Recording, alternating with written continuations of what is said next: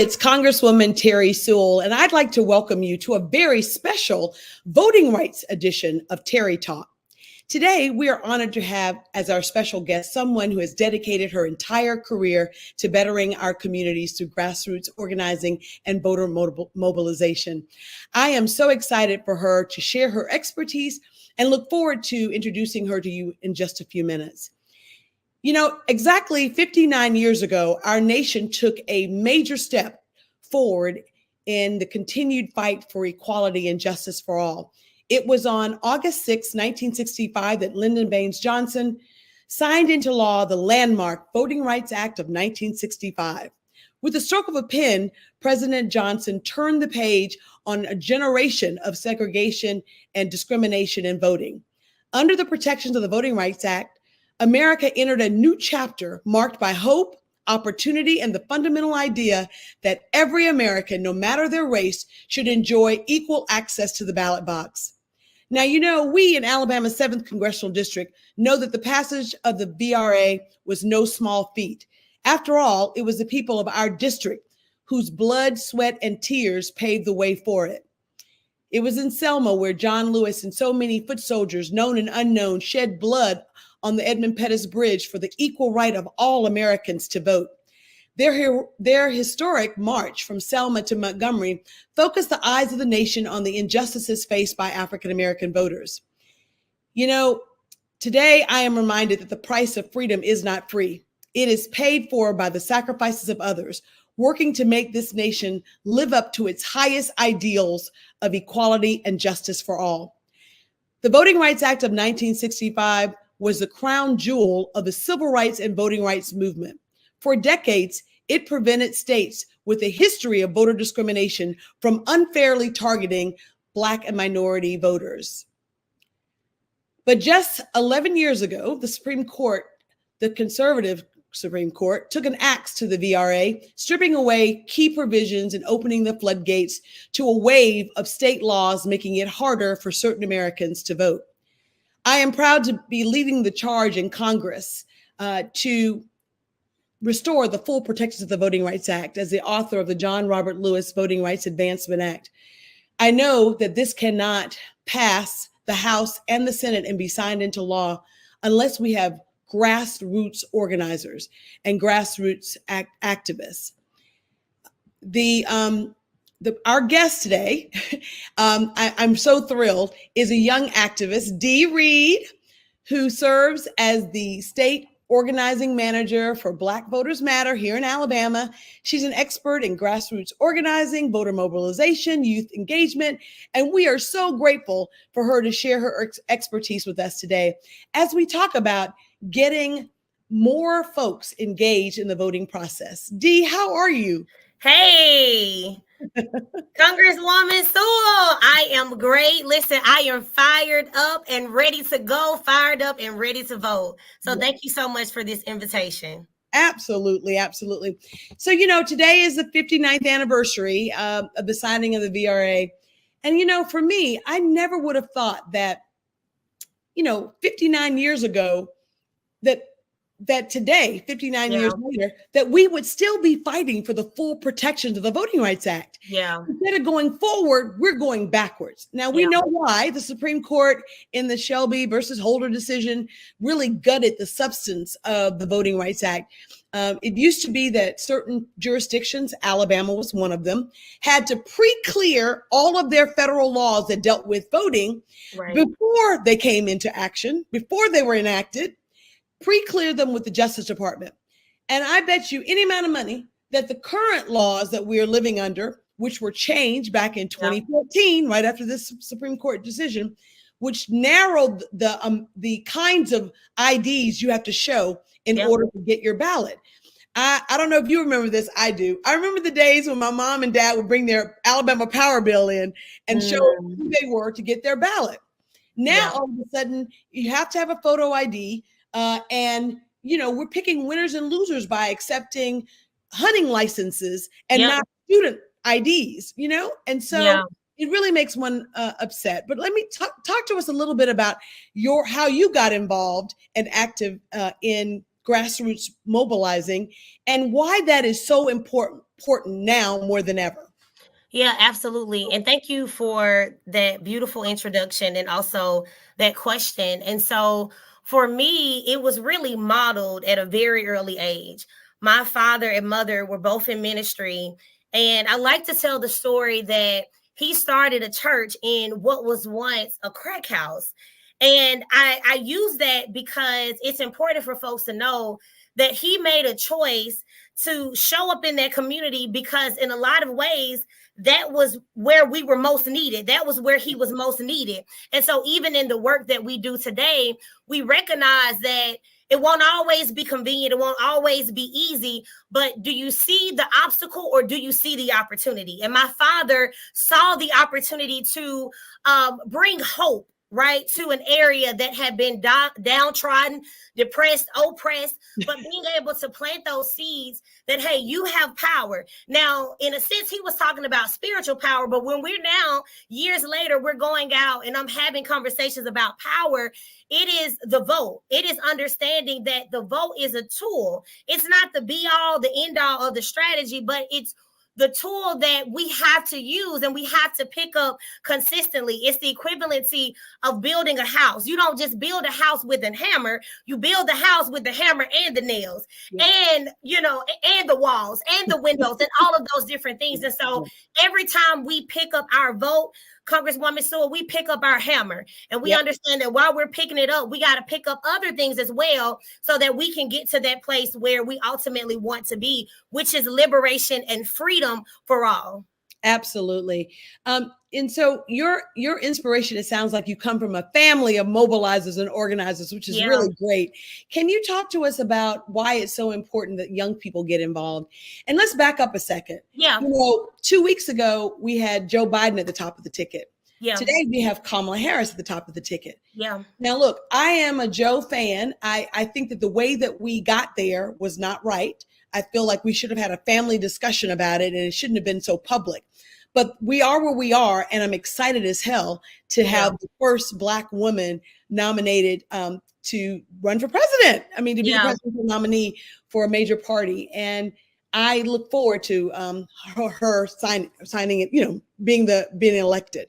But can you talk to us about like have you seen a different shift in interest in mobilization? What does this mean, you think, for young people? And how does it change how you go about approaching voters? Yeah, absolutely. So I will say, you know, I talk about my father, but I think it's important to also lift up that I don't get to this place without another Black woman who saw something in me and she brought me to the table. She brought me into the room. And DeWanna Thompson, who is the founder of Woke Vote, called me in 2017 and she said, hey, I'm starting a nonpartisan organization and I want you to be a part of it. Right. And I had not had a ton of political experience. Believe it or not, I had run for office. I didn't win that seat, but it goes to show that you got to just take that first step. And after DeWanna called me, it was me then taking the next step because now I got a chance to lead work in my local community. And so when you talk about young people, and that's the work that we're doing now at Black Voters Matter, you know, as I just recently took on this role, it is bringing in folks that reflect those communities to now lead the work and empowering them. And so we can't, you know, ask the question about how do we get young people engaged and we don't see any young people at the table. And we're not having conversations with young folks about what they're concerned about. The other day I was at a summit and there was a young man who was actually 17 and he'll be the voting age actually before the election. And so it presented an opportunity for me to talk about his vote. And so this same young man actually participated in an open mic. So he's a rapper and he's incredible, by the way. But let me tell you this, Congresswoman Sewell, as he's rapping, he's actually telling the story of how he lost a loved one to gun violence. And, you know, it really just kind of shifted the room and we felt just the weight of that young man's story. But as I got a chance to talk to him after the fact and, you know, we're connecting the dots about voting, I'm like, listen, what you're speaking of is is gun violence. And if you're concerned about gun violence, the way that you now honor the legacy of your loved one is to find yourself in the game. It is to vote, and it is to find an organization that is championing the work of gun violence so that we can now advocate for common sense gun laws, right? Absolutely. It's like turning your pain into purpose. That is Turn it. that pain into purpose. Yeah. That is it. Absolutely. And so it is helping young folks discover what it is that they're concerned about, and then helping them now find ways to show up in a way that can make radical change. But if I can also say this, when we're out and we're organizing and we're talking to folks, we also have to be honest about this process. A lot of the voter empathy that we've seen is based on the fact that folks have experienced a lot of broken promises. But I think that's also tied to the fact that you've had programs and people that have shown up and said, look, you vote and you can make a change tomorrow. And we know that we didn't get in this situation overnight. So it's not going to be an overnight kind of microwave solution to all of the layered problems that we see in our communities. And so I think it's also being honest with young people about the process, helping them understand what their local elections do, thank you, Holy Spirit, the impact that their local elections have, and also what their local officials do, right? And how we hold them accountable so that we can realize that change that we're all working for, that same change that our ancestors and our elders walked for, across the bridge in Selma. Yeah. Would you have ever thought that we would be going backwards when it comes to our freedoms? I mean, we're talking about voting rights today, but we see an erosion of so many gains that were made by our foremothers and forefathers. Yeah. Now eroding, ban on books, women's reproductive freedom, and the list goes on and on and on. And so for me, I think it's so important that every generation understands our past so that we don't repeat our past. But at the same time, every generation has to do its part. That's right. Talk to me about how you approach young folks who are disengaged, who are of voting age, but choose to be disengaged. How do you approach those kinds of folks and really make them understand that their vote matters? I mean, people just look at what happened in Atlanta. We have a African-American senator and a Jewish senator from Georgia. And that would never have happened if votes didn't matter. Your votes matter and your votes are counted. And so it's really important. Your vote does make a difference. Absolutely. And I think, Congresswoman Sewell, it is holding space for those individuals who have, unfortunately taking on this attitude that their vote doesn't matter. And it's listening, right? Because if you ask the question and you listen long enough, it'll reveal kind of what happened within their journey that kind of led them to that place. Following the murder of Sonia Macy, I was actually talking to a young lady, and she said, Dee Reed, I hear everything that you're saying, but how do you justify this, right? We were just marching in the streets, and I was actually a part of the folks that were in Minneapolis, and we experienced tear gas and we experienced all the things as we were calling for justice for George Floyd. And we all watched in 2020 the murder, the modern day lynching, right? And so here we are in 2024, and we are once again watching modern day lynching. And so she's like, they're going to do what they want to do. It's kind of like the attitude that some folks have taken, but I'm getting her to understand that just like the John Lewises of the world didn't give up, didn't quit, they kept showing up, they kept being knocked down just to get back up. We have to take on that same spirit, right? That is the legacy. It is understanding again that it won't happen overnight. But if each one of us, I love this sermon that Jesse Jackson gave back in, I think, 1974 about rocks laying around.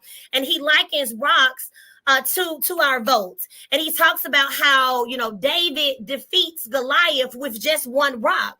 And so it's, I was talking to the sister about, listen, we got to pick up every rock, right? And we got to take our slingshot, and that one rock could be the deciding factor. We're talking about elections, but we're also talking about the fact that we have everything that we need to defeat these Goliaths of, injustice regarding our criminal justice system. And you talk about women's reproductive justice and education and workforce development and all of those things that we're concerned about. So I think it's first, number one, listening. And making room for them to feel how they feel, but then it's also helping them make it personal, right? So if you're concerned about reproductive justice, now I'm able to tell the story of how they are trying to take our rights back, right? But we refuse to allow them to take our rights because we're going to use our collective power. And so that's what we've been talking to young folks about. And I think, there are a number of folks on college campuses that are excited, that are organized, that are conducting dorm storms, and we're planning to hit all of the HBCU homecomings, right? So that we can be in unconventional spaces and we can have these, while you at the tailgate, baby, let me tell you what we got going we on. Register you to vote. Absolutely, yes. And that's what we have to do. Absolutely.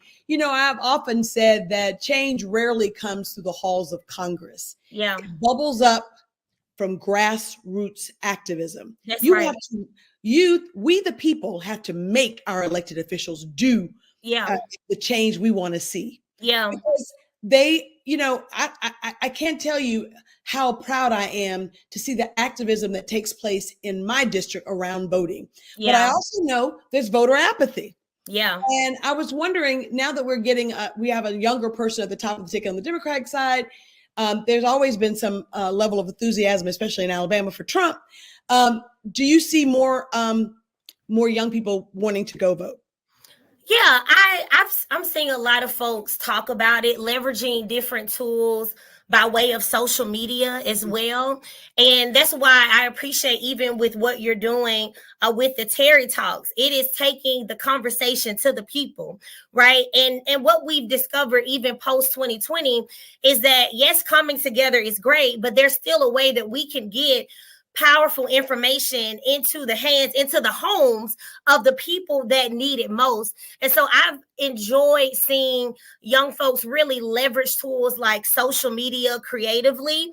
And we know, let me say this, creatively and responsibly, because what a lot of times happens, if we're not careful, there's a lot of disinformation and things that make it into our communities. But I'm seeing folks combat that by making relevant and real videos, having everyday conversations. I think a lot of times, if we're not careful, we can kind of overcomplicate it, which can be off-putting to people.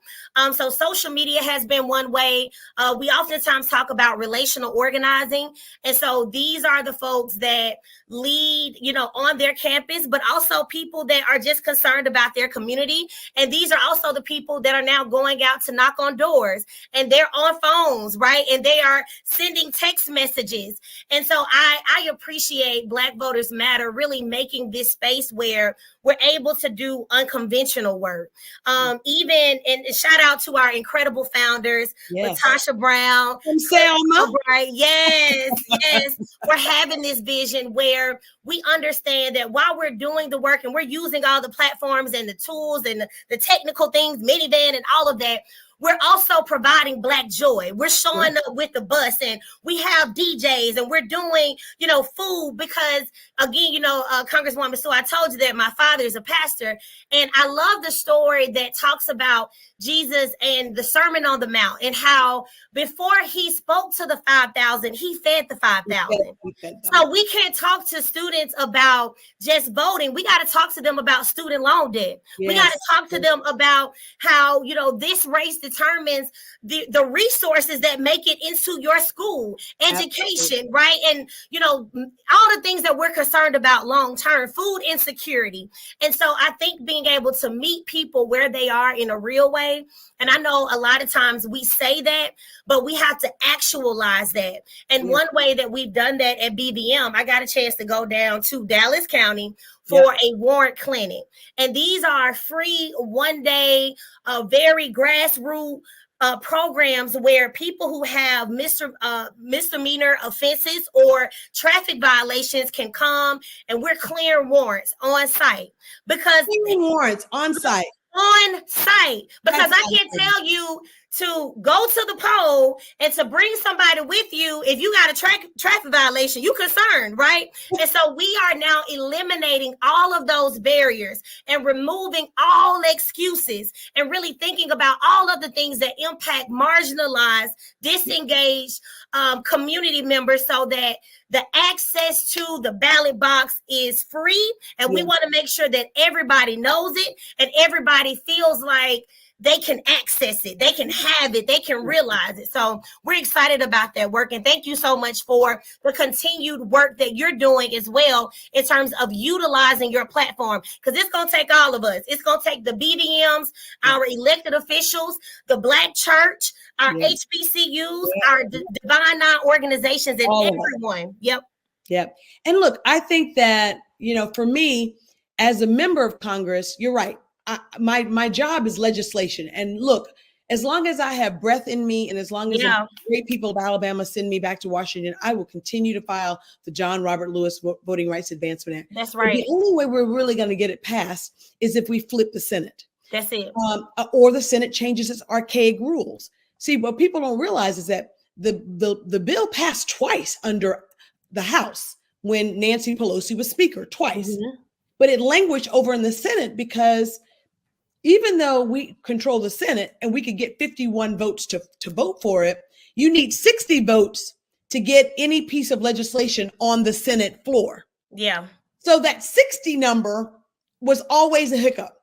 And frankly, it's a hiccup for the Republicans too, right? Because they don't have 60 votes either. So the tension, the polarization that you see, the division you see is real. And there's no way to unjam that without the vote.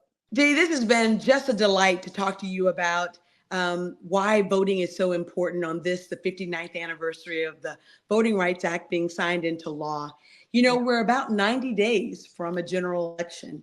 Yeah. And so tell us your parting remarks about, what we should be doing. What should people be doing 90 days out? I know that that we say mobilize, but what does that really mean? We say organize. What does that really mean? Yeah, that's a great question. I will say that in a lot of ways, this time that we're in kind of reminds me of 2017, when we didn't have a whole lot of time, but we had a whole lot of power. We had a whole lot of strategy. And we were able to then do what a lot of people said was impossible.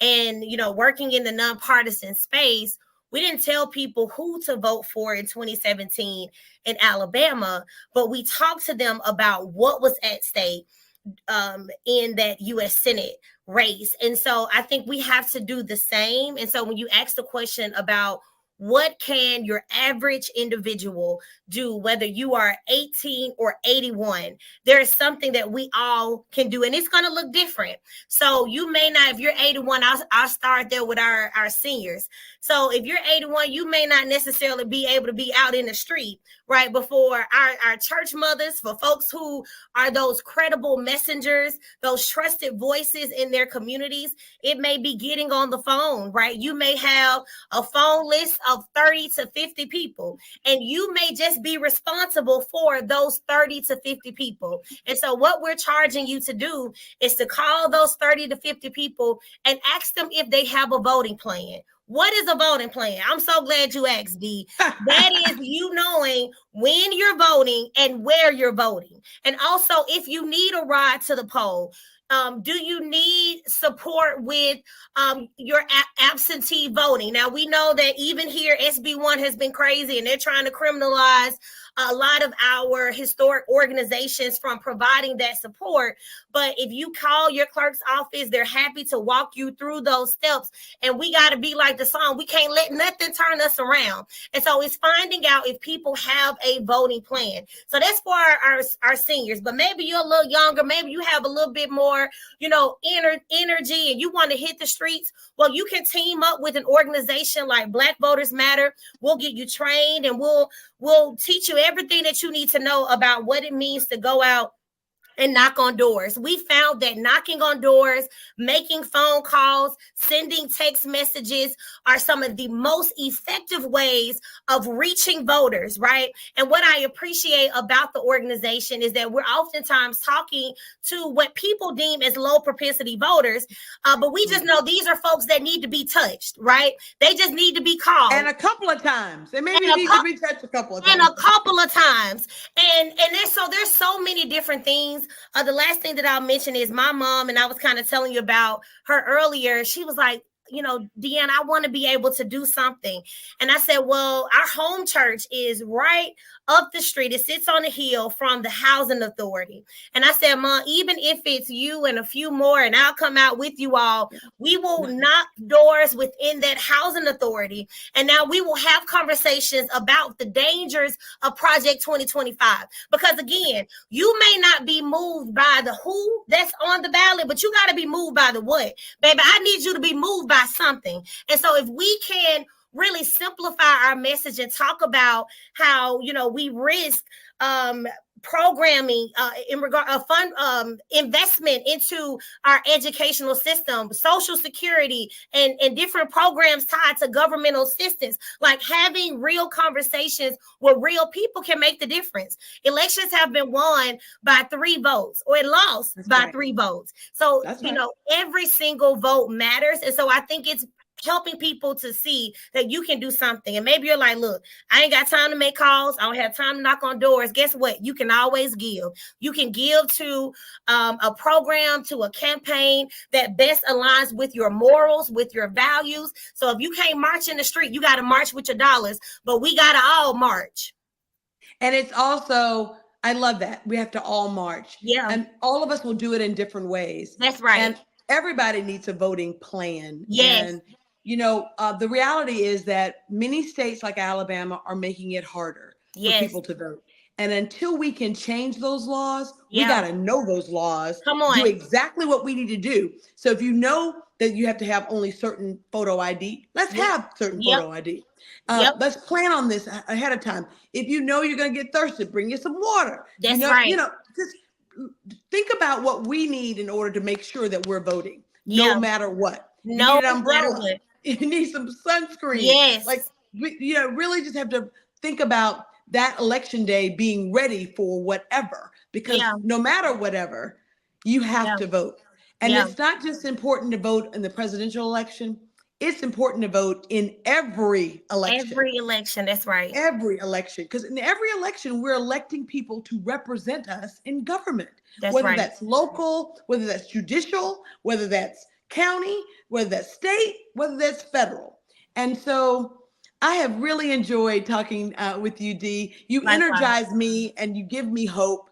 It was Coretta Scott King who said that every generation has to fight and fight again to hold on to the progress we've made. And I think that this future is bright with people like yourself, making sure that your generation and future generations understand the struggle and that the struggle never really ends. That we have to always be on the watch. That's right. Thank you, Dee Reed. Thank you so much. Love you. Appreciate you. Love you too.